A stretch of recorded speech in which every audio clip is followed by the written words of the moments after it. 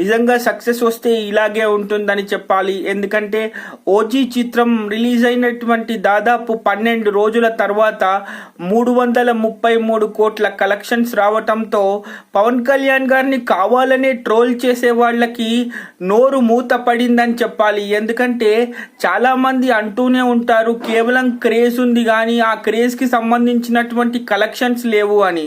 కానీ నిజంగా ఇప్పుడు రిలీజ్ అయినటువంటి రోజు దగ్గర నుంచి ఈ రోజు వరకు చూసుకుంటే దాదాపు 333 కోట్లు రావటమే కాకుండా ఖుషీ తర్వాత బద్రీ తర్వాత ద బిగ్గెస్ట్ సౌత్ ఇండియన్ హిస్టరీలోనే దాదాపు మన తెలుగు ఇండస్ట్రీలోనే ఇంత గొప్ప సక్సెస్ పవన్ కళ్యాణ్ గారి కెరియర్లో రాలేదు.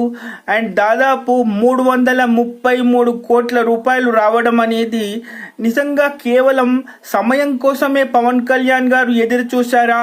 మరి ఆ సమయం కోసం ఆయన ఎదురు చూశారు కాబట్టే దాదాపు 12 సంవత్సరాల తర్వాత ఇంత గొప్ప సక్సెస్ని ఆయన ఇప్పుడు రుచి చూస్తున్నారా అనేది అభిమానులకు కూడా అంతు చిక్కనటువంటి ఆనందంలో ఉన్నారని చెప్పాలి.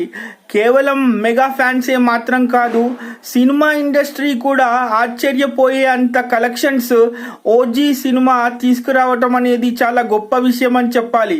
ఎందుకంటే సుజిత్ తన దర్శకత్వంతోనే కాకుండా మొదటి నుంచి ప్రస్తుతానికి ఆయన పవన్ కళ్యాణ్ గారి అభిమాని అవ్వడం వల్లనే ఇంత మంచి సక్సెస్ వచ్చింది అని అందరూ అనుకుంటున్నారు. సో అలాంటి సందర్భంలో ఒక అభిమానిగా సినిమా తీస్తే ఎలా ఉంటుంది?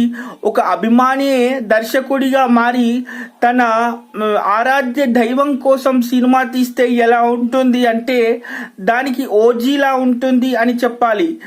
దీనికి కేవలం దర్శకుడు సుజిత్ గురించే కాదు, ఇక్కడ తప్పకుండా చెప్పాల్సిన విషయం తమన్ గురించి కూడా చెప్పుకోవాలి. అయితే కేవలం బీజిఎంతోనే సినిమాని అద్భుతమైన స్థాయికి తీసుకొచ్చి ఈరోజు దాదాపు 300 కోట్ల క్లబ్లో ఒక చిత్రాన్ని ఉంచడమే కాకుండా చాలామంది ట్రోల్ చేసే వాళ్ళకి సరైన సమాధానం చెప్పడమే కాకుండా నిజంగా తెలుగు ఇండస్ట్రీలో హిట్ అంటే ఇలాగే ఉండాలి అనే స్థాయిలో ఒక ఓజీ కలెక్షన్స్ తీసుకురావడం అంటే మామూలు విషయం కాదు. బాయ్.